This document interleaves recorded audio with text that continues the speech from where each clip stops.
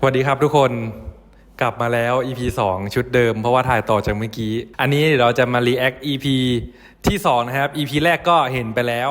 ว่ามันเป็นฟิลเกริ่นแนะนำตัวละครความเป็นมาของตัวหลักของไต้ฝุ่นเนี่ยมันเป็นมายังไงมันเคยเจอยังไงแล้วปมตอนนี้ก็คือว่ามันเจอคนที่มันชอบอีกครั้งหนึ่งแล้วมาเราจะมาต่อกันที่ EP 2 ใครยังไม่ได้ดู EP แรกก็ไปดูคลิปที่แล้วนะครับมา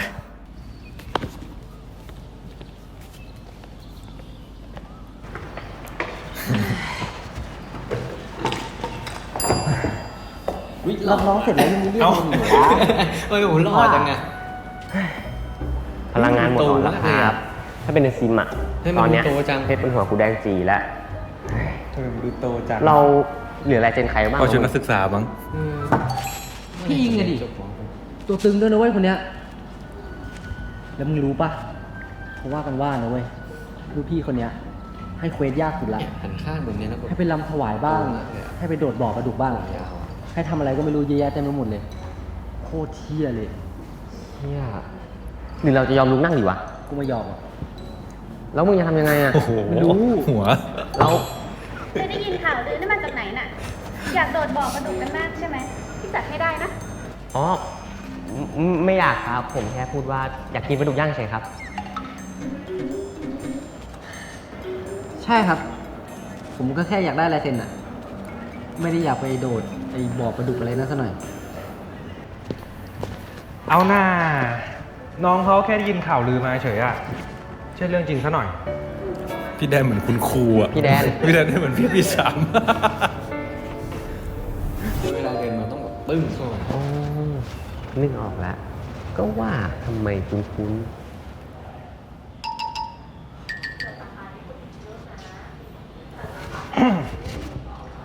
นึกอะไรออกเหรอครับคุณ ๆอ๋อไม่มีอะไรครับ ฝุ่น ฝุ่นเหรอ อ๋อ เนี่ยเหรอ ฝุ่น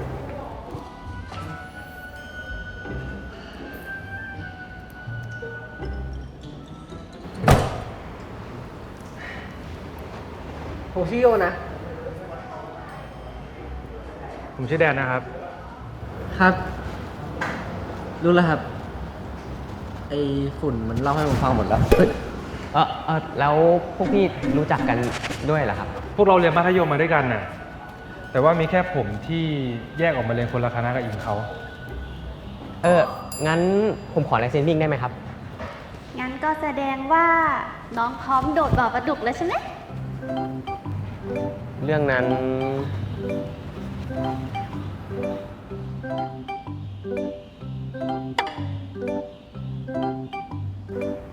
เอาหน้าเซ็นให้น้องไปเถอะเรารีบไปห้องสมุดกันดีกว่า ถือว่าเพื่อนพี่ช่วยไว้นะ ไม่งั้นน้องได้โดดบ่อกระดูกแน่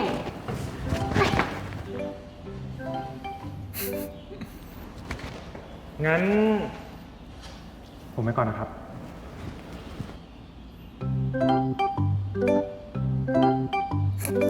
แรดมากหน้าเนี่ยกูเกลียด อ๋อ แล้วก็นะ อธิการน่ะเขาไม่ให้โดดบ่อกระดูกแล้วแหละ ระบบโซตัสอ่ะ มันไม่มีแล้ว เอ้า พี่ไปก่อนนะ เอา เกิดอะไรขึ้นเมื่อกี้ นี่กูโดนต้มเหรอวะ เห็นใครอยู่ข้างหลังไหม เดี๋ยวมาดูจั เจ้าที่เอาหนึ่งมันเป็นซีนที่ถ่ายยากที่สุดในทั้งเรื่องเลยนะ ของซีรีส์เรื่องเนี้ยซีนเมื่อกี้คือถ่ายยากสุดแล้ว เพราะมีกล้อง2 ตัวในซีนแรก เพราะว่ายืมกล้องของไอเบนซ์มา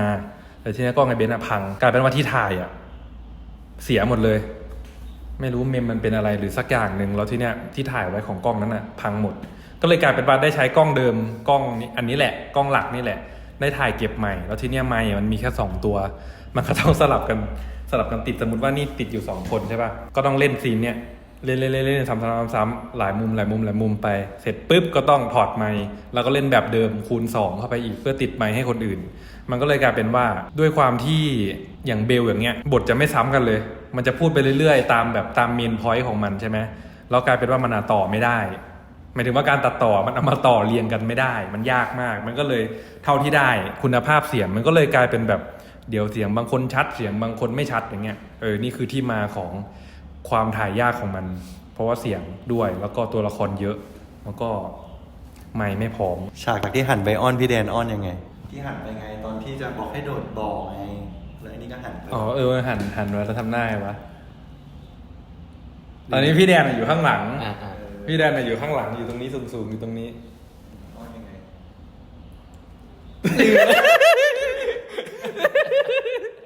ตามเราดูอะไร ใช่เพื่อนอย่างเงี้ย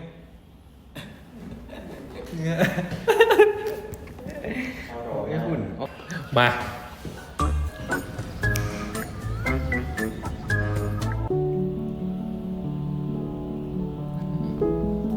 ตั้งใจเรียนมากเอาหนึ่ง ดูจากคลิปที่ส่องอยู่ เรียนอะไรก่อน เฮ้ยให้เขาไป ให้เขาดูเอง ให้เขาแบบ ให้เขาดูเอง ให้เขาถ้าใครไม่เห็นถ้าใครไม่เห็นเนี่ยแสดงว่าไม่ได้ตั้งใจดูจริง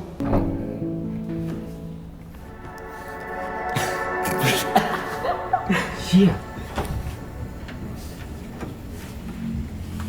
พี่แดน เชี่ยพี่แดนโหพี่แดนพี่ทำอะไรมาเนี่ยพี่ เนี่ยตัวใหญ่มากเลย พี่แดนพี่หนักจริง หนักมาก คือที่อุทานคำหยาบนี่คือหนัก หนักแบบโอ้ยนี่ก็หนักจริงนะ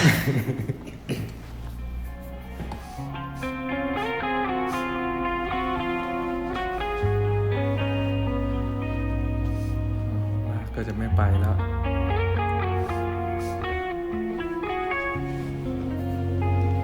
ยิ่งแล้วใหญ่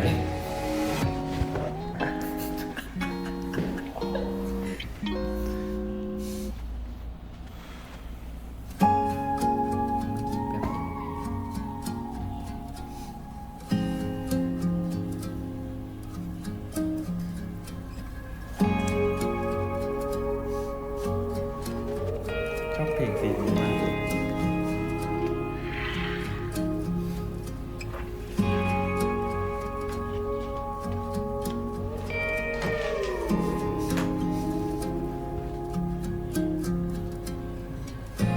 ไม่ต้องตัดตัวเองหล่อตลอดเลยอะ พี่ไม่ได้ตัดให้มันหล่อเอง โอ้โห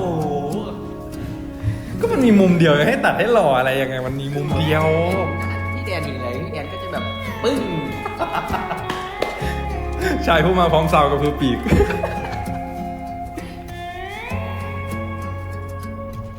เขาประตูแล้วพี่ซาวแล้วคือพี่เดน วุ้งออกมารู้เลยว่าพี่แดนมา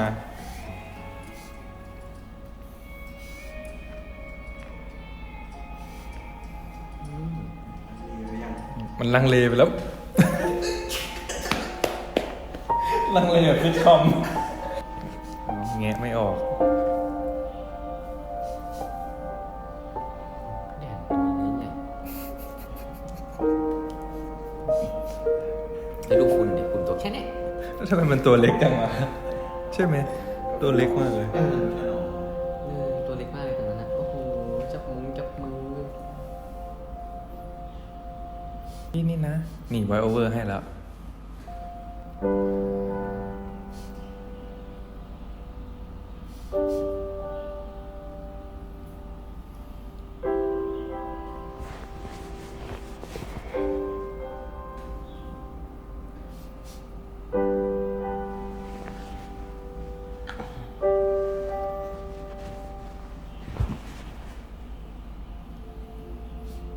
มันหนาวเลยอะ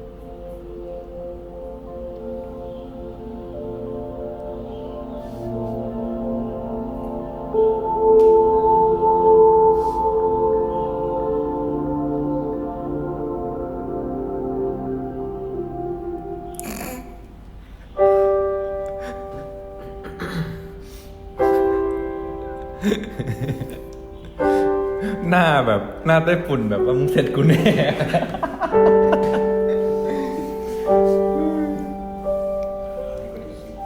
ร้ายมาก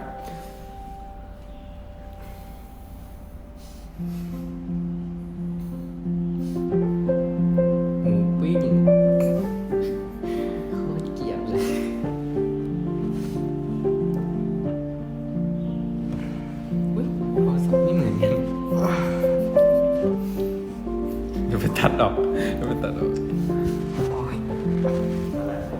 ไม่เหมือนกัน วันแรกใช้ iPhone 15 วันต่อมาใช้ Samsung อะไรก็ไม่รู้ ก็แตกๆ อ้าว ตื่นแล้วล่ะครับ หลังจากทานหมูปิ้งด้วยกันไหมครับ เมื่อคืนผมต้องขอโทษจริงๆนะครับ ผมเมามากเลยครับ รู้สึกตัวอีกทีก็อยู่ห้องฝุ่นซะละ ขอบคุณครับว่าแต่พี่ไปทำยังไงให้เมากับมาขนาดนั้นครับ พอดีผมไปงานเลี้ยงสายรหัสมาครับ พี่พีสีเข้ามาด้วย ผมปฏิเสธที่จะดื่มไม่ได้จริงๆแถมยังทำคีย์การ์ดหายอีก ยังไงผมต้องขอบคุณฝุ่นมากๆเลยนะครับ ที่ผมอยู่ด้วย ไม่เป็นไรครับ เรื่องแค่นี้เอง แถมยังเปลี่ยนเสื้อให้ผมด้วยรู้สกปรกหรือเปล่า โคตรน่าอายเลยนี่ดูแหกท่าแหกพี่แก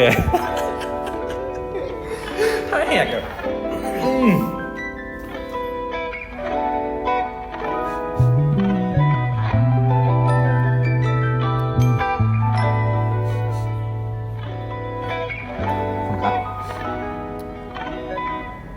คุณครับ เป็นอะไรป่ะครับ อ๋อแบบเปล่าครับ เราเรื่องคีย์การ์ดห้องพี่นี่พี่ทำไงครับ อ๋อ ผมติดต่อนิติไปแล้วแหละ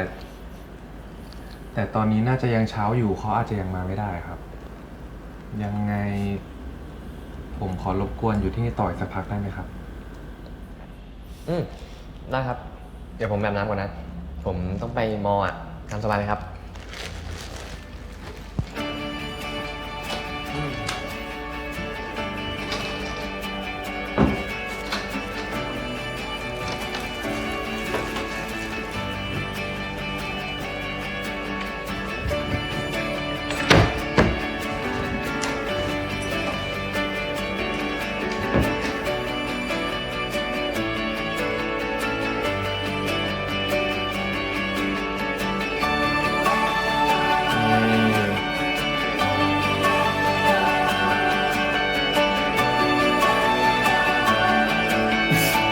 หน้าแรดมากหน้าเนี้ยแบบ ขนาดนี้แล้วทำไมมึงไม่จีบน้องเขาไปให้มันจบ เฮ้ย ตอนต่อไป เดี๋ยวน้องฝุ่นก็โดนฆ่าไปแดกก่อน เชื่อมันเป็นใครวะ เพื่อนเขาไม่เล่นกันงั้นหรอก แบบนี้ ใช่ พี่ก็มองไม่เห็นเลยใช่ปะโอ้พี่พูดเนี้ยเขาคิดว่าพี่จีบเขาหรอก ก็จีบไง อุ้ย อุ้ยอะไร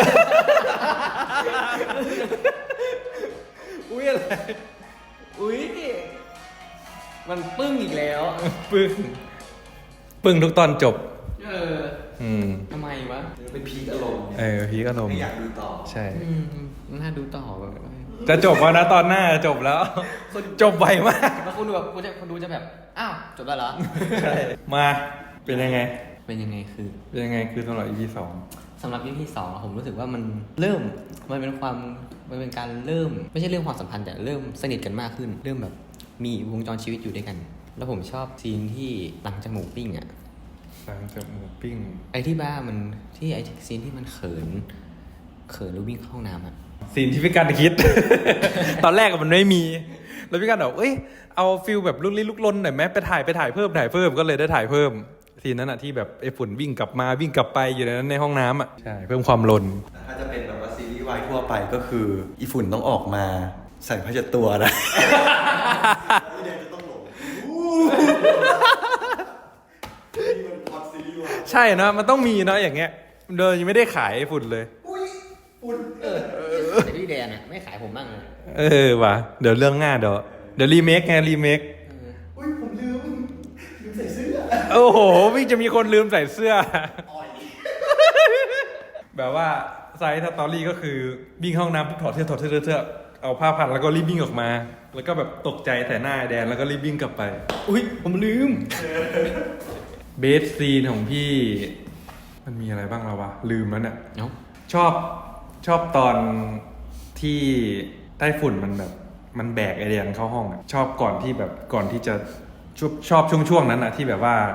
วางลงปุ๊บแล้วก็มานั่งคิดมายืนคิดยังไงต่ออะไรยังไงแล้วถอดเสื้อช่วงนั้นน่ะชอบมวลชอบเพลง ชอบหลายๆอย่างชอบแสงชอบสีชอบทุกอย่างเลยในตอนนั้นรู้สึกว่ามันแบบมันเพราะแล้วมันก็ไหลลื่นดีโดยที่ไม่ต้องมีคำพูดอะไรเลย มันก็ดูไปเรื่อยๆชอบพี่กันชอบอันไหน เป็นสไตล์พี่ตั้งอยู่แล้วเพราะพี่ตั้งชอบขายเซ็กซี่ ขายนิดหน่อยของพี่กันชอบซีนไหนสุดเบสซีนได้ดูไหมเมื่อกี้ ไม่ได้ดูแต่พี่กันได้ดูมาก่อนแล้ว แต่อันเนี้ยได้ดูครั้งแรกอันเนี้ยดูประมาณ10,000 รอบ EP 2อ่ะมันจะเป็นการที่มันเริ่มมีอะไรมากกว่า EP 1เนี่ย EP 1ก็คือเหมือนฟิลแนะนำตัวว่าฉันชื่อไต้ฝุ่นนะฉันชื่อแดนนะฉันเคยนั่นนี่นะจบนี่คือ EP 1ที่ถูกขยายความใช่ป่ะ EP 2อ่ะมันจะเป็นฟิลแบบแล้วไงต่อชอบกันแล้วมันเกิดอะไรขึ้นมันมาได้ยังไงมันมีเพื่อน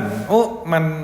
มีซัมติงอะไรสักอย่างของแดนกับเพื่อนแดนหนีอะไรอย่างเงี้ยมันมีการเล่าอะไรหลายอย่างมากขึ้นซึ่ง EP 3อ่ะสนุกกว่านี้อีกสนุกกว่าจริงๆนี่ขนาดตัดเองดูเองยังรู้สึกว่าEP 3มันครบองค์ EP 3มันครบองค์แล้วมันก็ตอบทุกอย่างได้ใน EP 3ดีมาก ชมเองด้วย เรารู้สึกฟินกันบ้างไหมหมายถึงว่าถ้าเป็นไม่ใช่คนแสดงอะมุมมองคนดูอะรู้สึกว่ามีโมเมนต์ที่มันรู้สึกฟินกันบ้างไหมในความอันนี้คนทั่วไปดูอ่ะคิดว่าถอดบทนักแสดงออกแล้วดูเรื่องเนี้ยเขินบ้างไหม หวีดมาก จริงแล้วผมเป็นคนที่ไม่ดูซีรีส์วายแล้วแบบพอได้มาดูอ่ะมันแบบหวีดอ่ะ คือของตั้งอ่ะหวีดตอนแบบว่ารู้สึกเขินในความเป็นแดนนะรู้สึกเขินอยู่ในตอนที่ EP 3มันจะมีหลายซีนมาก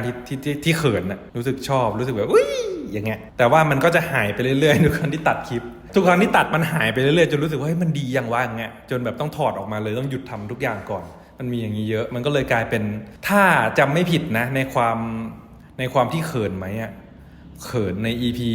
2 EP 3นี่แหละ EP แรกยังไม่ค่อยขนาดนั้นแต่ EP 3เขินสุดแล้วไม่ได้เขินซีนจูบด้วยมีซีนที่เขินหมายถึงว่ารู้สึกบีดกว่านั้นอยู่แต่ผมชอบซีนเปิดมากเลยผมหล่อ หล่อไงวะมึงก็หน้านั้นอยู่แล้วไม่ใช่เหรอตั้งแต่แรกพี่ว่าตอนแกอยู่มัธยมแกโตกว่าอีก แล้วตอนมัธยมอย่างแมนเลยจะบอกให้แบบไอ้ฝุ่นแบบ อย่างเงี้ย พอโตมาแล้วแบบ พี่ก็เพิ่งค้นพบตัวเองไง แบลขึ้นทุกวันประมาณนี้สำหรับ EP 2นะครับเบสซีนก็ได้บอกไปหมดแล้วแล้วก็การถ่ายทำก็อย่างที่เหมือน EP 1เลยทุกอย่างมันติดขัดก็ต้องขอโทษด้วยในคุณภาพเสียงในคุณภาพลืมเช็ดกล้องแล้วก็อาจจะมีเบื้องหลังที่มันโผล่แวบๆวอมๆแวมๆเข้าไปก็ขอให้มองข้ามไปแล้วก็มองด้วยความจอยนะครับยังไงก็เป็นเจ้าที่นับว่าคิดว่าเป็นเจ้าที่ก็ได้ ทุกอย่างมันถูกรังสรรค์จากแพชชั่นและเป็นแพชชั่นที่ไม่ได้เกิดการเรียนรู้อะไรมาก่อนมันก็แค่ได้ดูจากนั่นจากนี่มาเปิด YouTube เขาตัดยังไงเขาถ่ายยังไงตั้งกล้องยังไงถามเพื่อนถามอะไรเอามันก็เลยได้เท่านี้จริงๆพวกเราแบบทำสุดความสามารถแล้วก็หวังว่าทุกคนจะชอบมันนะครับไงก็รอติดตาม EP 3ได้วันศุกร์นี้ศุกร์ที่จะถึงนี่แหละเป็น EP สุดท้ายแล้ว EP ที่ยาวที่สุดแล้วก็ฝากทุกคนรู้สึกยังไงก็บอกให้พวกเรารู้ด้วยพวกเราอยากรู้ว่าทุกคนรู้สึกเหมือนเราหรือเปล่า จริงๆโอเคไว้เจอกันใหม่คลิปหน้าครับบ๊ายบายครับผมความรักลบดิ เอาใหม่ โอ้ความรัก โอ้ความ โอ้ความรัก โอ้ความเอ้ย คงเป็นแค่เพียงฝุ่น คงไม่ขึ้นคีย์ไม่ถูก